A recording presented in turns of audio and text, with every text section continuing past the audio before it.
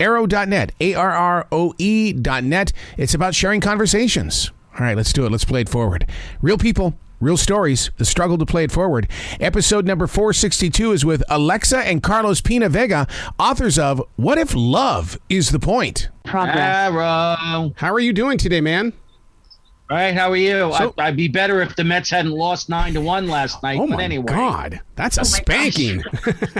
Destroyed. Yeah, you should have heard me at the end of the game. I was like, get rid of this guy, get rid of that guy. And I go, hi, honey. And she that's started it. laughing. Because I went from rage to, hi, honey. Oh my gosh. It's all good. They're still in first place by 4 games. All right, you got 20 minutes, my friend. Go for it. Thank you. Isn't that pretty much what your guys' book is all about, that kind of love, where it's like we have a passion for a sport, but when it comes to each other, it's like it's completely different personalities. Yes, Well, exactly. What a great concept and idea for this book to be pushed forward the way that you have. What if love is the point? I mean, this really is a book that puts the highlight on the messages. Yeah, you know what? It's so funny. Carlos will probably explain this better than I will, so I'll let you do it, babe. But it all started from this one sheet that we had called What is the Point? And we created this years ago. Babe, do you want to talk about that? Yeah, so about like 8 years ago, we did, or actually almost 9 years ago, we got married, and then we did Dancing with the Stars. And after that, all these questions started rising, like, what's the point of marriage? What's the point of life? What's the point of faith? What's the point of, not having sex before marriage? And Alexa and I started jotting all these questions down, and then internally amongst the two of us, just having discussions and answering and, praying about it and trying to figure it out. And that one sheet kind of lived with us for the last, 8 or 9 years. And about a year ago, we sent it to our publisher. Well, we met our publisher, who we didn't know at the time was going to be our publisher. And she asked if we had any book ideas, and we said, well, we have this concept that we keep, like this one sheet about, like, what's the point? What's the point of this? I mean, these are questions that I feel like a lot of people ask themselves, like, oh God, like, what's the point of Failing. Like why am I struggling right now? What's the point of this? And she loved the concept, and we just rolled with it. And a year later, we have a book that just came out. I love the idea that you're asking questions, and the reason why is because since 2017, I've been keeping a defrag journal. All it is questions, and it really is. It's breaking things down, and it's made me a better communicator, and that's what you guys are doing inside this book as well. Yeah.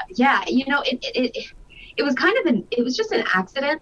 We both knew that we wanted to write a book one day, and we were just kind of gathering testimonies and things that happen in our lives. And nowadays with social media, man, everything is so veneered. It's so filtered, right? So we were just like, okay, we want to be super authentic and share our ups and our downs. And honestly, our downs have been what have made our ups just so incredible. Like, those downs are what stretched us, what grew us. It's like going to the gym. Like, sure, it's not easy in the moment. You're exhausted, you're tired, your muscles are aching. But the fruit of that is just so amazing. That's kind of why you keep going back to the gym, right? So for us, we now look at the difficult things that we've gone through, or like the turmoil that we've experienced just in our lives, as those times where we were really being exercised as people.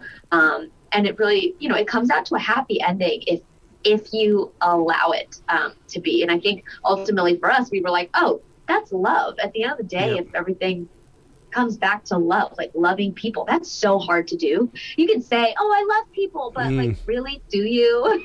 I remember I was driving one day and somebody cut me off, and I was so annoyed. And I had a friend sitting next to me. I'm like, gosh, they're so annoying. Are you kidding me? What a selfish driver. And she looks over at me and she's like, do you think maybe no one's ever prayed for them before? I was like, what? And she goes, maybe they've never had anybody pray for them before. Why don't we just pray for them right now? And I'm like, oh my gosh, talk about like a reality check for me, where I'm like angry at this person, and my friend's like, we should pray for them. So now in traffic, when people cut me off, instead of getting angry, I just pray for them.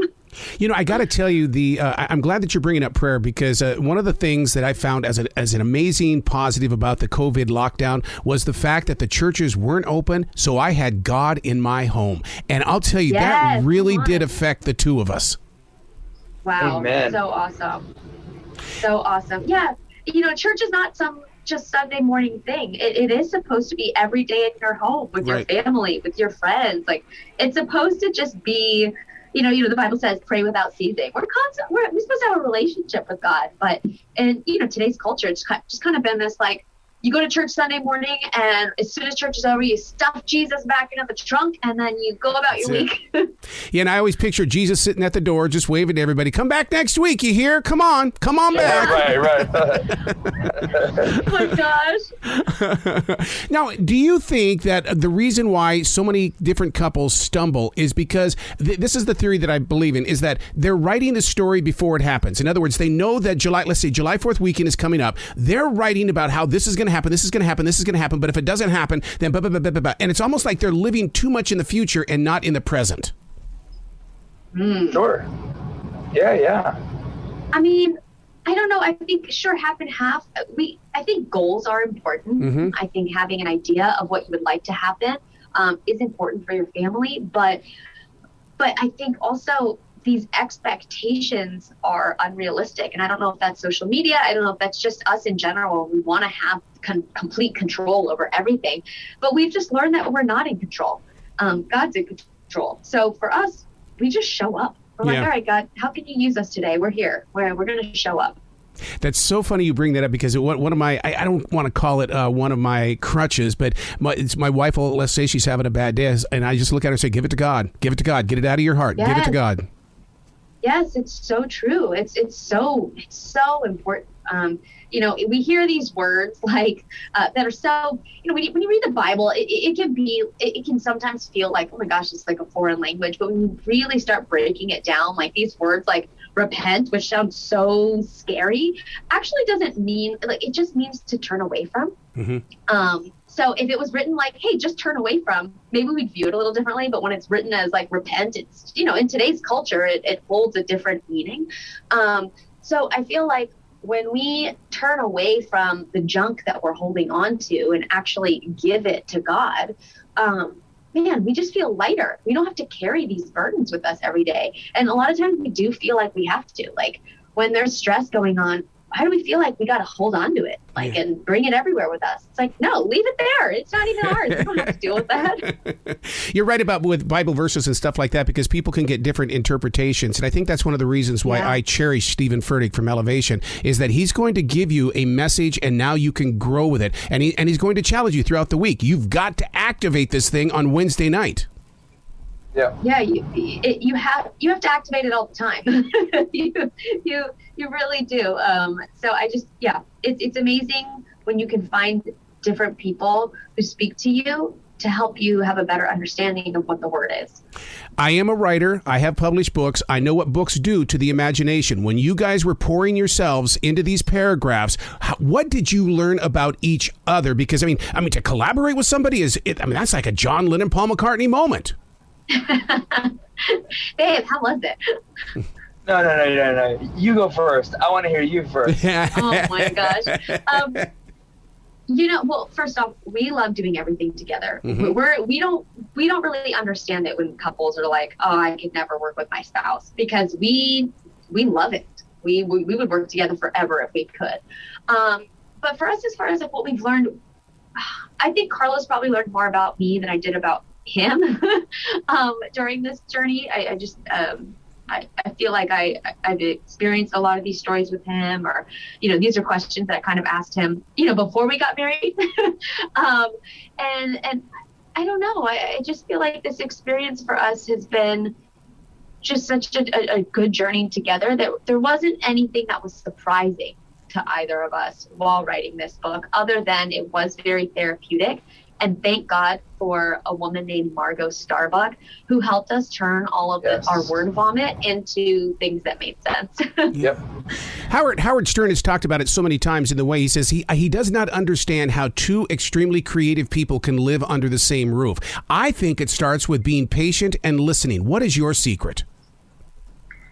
That's definitely a great start. I feel like for us, we have to. There are some point. there are times that we have to die to ourselves.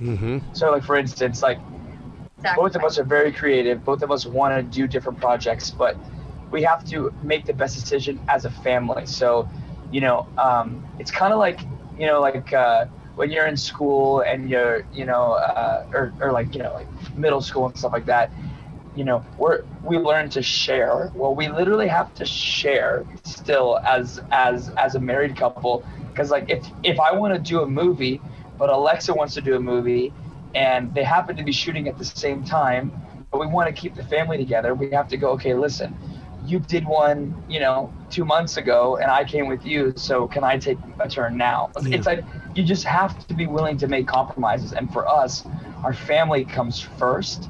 So it makes it a lot easier versus like most people, like their career comes before anything. And I love the road that God, has us on, but our family comes first no matter what. And that's what makes those decisions a lot easier. As that family, have you ever had a moment where, you keep asking God for that next thing that you believe is your possibility and your personal growth, and then you realize, and I'll give you a good example of this, is I kept asking God, I need to get deeper into the church. Well, during the pandemic, he put me at a grocery store, and all of a sudden I realized, whoa, church is the community. Yes, look at that. Oh my gosh, I can't tell you how many times that's happened in our lives. I mean, Carlos is the best example. He was everything on my no list as a person that I would date or ever marry even. Like he was everything I never knew I wanted. And I think of it like a puzzle piece. We have so many things that we are like, he's just my opposite in so many things, but he's filling in the gaps for me in my life that I didn't realize like I had gaps in, and the same thing like vice versa. So we both really just kind of fit into this perfect mold. Like if you had two puzzle pieces, they fit perfectly together. And I think that's us. And it's so funny because everybody I dated before Carlos, God was just probably laughing at me because he had this guy that was just so perfect on all my no lists, waiting for me right there. So I feel like that happens to us a lot. A lot of times we're like, oh, these prayers didn't get answered. And really they have, but we don't notice it until years later. Like really the fruit of those prayers. So that's why I just go back to like, talk to God every single day, really, really give it to him, and have a real relationship with him. Like I got to the point where I set up this little, one of my diffusers gongs every 20 minutes. So I just started going, all right, every time it gongs, I'm going to talk to you, God. I want to train myself to like talk to you throughout the day. So I started doing that. And then at first I just did it internally, but then I started doing it out loud. So my kids hear me talking to God all the time. And at first it felt weird. So I'm like, okay, this is so weird. Like this is my personal time with God. But now it's awesome, because they're praying and talking to him all the time. Like I stubbed my toe yesterday and Ocean ran over, he kissed it and he's like, it's okay, mommy, I'm going to pray for you. And he literally started praying over my toe. And I was like, how cool is that? Like, and that's just because they're seeing us live out our faith every day. Oh my God. I may not say, God, what's going on, God? It'll be, dude, come on, man. Give me some strength here. What's going on? Yep, exactly. And I love that. But to me, that's what's awesome. It's like for everyone, prayer looks different. Their faith looks different. And I want it to be a real relationship. It doesn't have to be this like go in your closet right now and get on your knees and talk to God. Like, yes, there's a time and a place for that. But also it can just be like while you're cooking in your kitchen or while you're stuck in traffic driving. So many times outsiders do not understand that Christians do have those moments where you feel lost and stolen. And I remember during the pandemic, it's all written in my journals. It says, God, where are you? Where are you? And all of a sudden, my writing instrument puts in there, I'm here. Where are you? And have you guys had a moment like that? Babe, you want to tell the bus story? Which one? So, what just happened with like our awesome driver and just God kind of showing up. Yeah. So we're currently on tour with my band Big Time Rush right now, and we're going across the entire country. We have 44 dates, and we decided again, as we do as the Pena Vegas, we're keeping the family together. We are keeping everybody, for 2.5 months. Like I'm not separating this family. So we end up getting our own bus for the 2 months, and it's going to be the family bus. And I start thinking like 2 or 3 weeks before tour, I'm like, man, who's going to be driving my bus? Like, this person is going to be taking my entire family across the country, and like everything I love is going to be on this bus. Like, if we get in an accident, if like something happens, like, oh my gosh, like who's this person going to be? So I'm praying, and I'm just like, God, like I know you have us, but like please just really have us this summer. And I get in touch, with our driver. His name is Eric, and we start talking. And I'm on a plane headed to the first stop in DC, and I'm texting him about the Wi-Fi. So we're going back and forth, and just getting to know him. Turns out the guy loves Jesus, and I'm like, oh God, this is amazing. Thank you so much. I'm like, and he's telling me like, I don't move the bus until I pray, and I'm like, oh, my kind of people, let's go.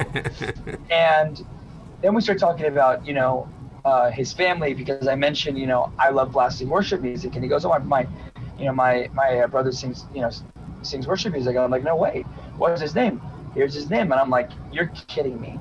So his brother is a guy named Ty Tribbett. He's got a lot of really great songs, but he's got one song that is "What Can I Do?" And it is such a powerful song. But 3 years ago, our best friends lost their kid to cancer. I'm sorry. And at his funeral, they did this whole dance to this song, "What Can I Do?" So that's always been his song. And every time we listen to it, it just reminds us of him and the family. And we've just been listening to that song nonstop, like over the last 3 years. So he tells me this, and I look it up, and I'm like, you've got to be kidding me. And I just start bawling on this plane. And like my bandmates are like, are you okay? And I'm like, I just feel so overwhelmed right now with God's love. And it was such a great example of God going, listen, Carlos, this is me showing you I see the whole picture. Yep. I've already connected all the dots for you. And this is I've seen the beginning of the book, and I've seen the end of the book. So just trust me. And man, it was so cool to see that in that moment. And that was the second time in my life that I've ever been so overwhelmed with his love that I could not stop crying. So yeah. Do you see your book, What If Love Is the Point, as being, because I'm always asking God, give me the language you want me to speak, and I see a book like yours as being you're speaking the street. You're saying you're one of us. We can all grow together equally and with compassion. Yeah, I mean, to me, we just try to keep it as real as possible. Yeah. So yeah, there are times where, for the most part, it's all in our language. There are a couple times where, thank God, somebody helped clean it up a little bit as far as grammatically correct.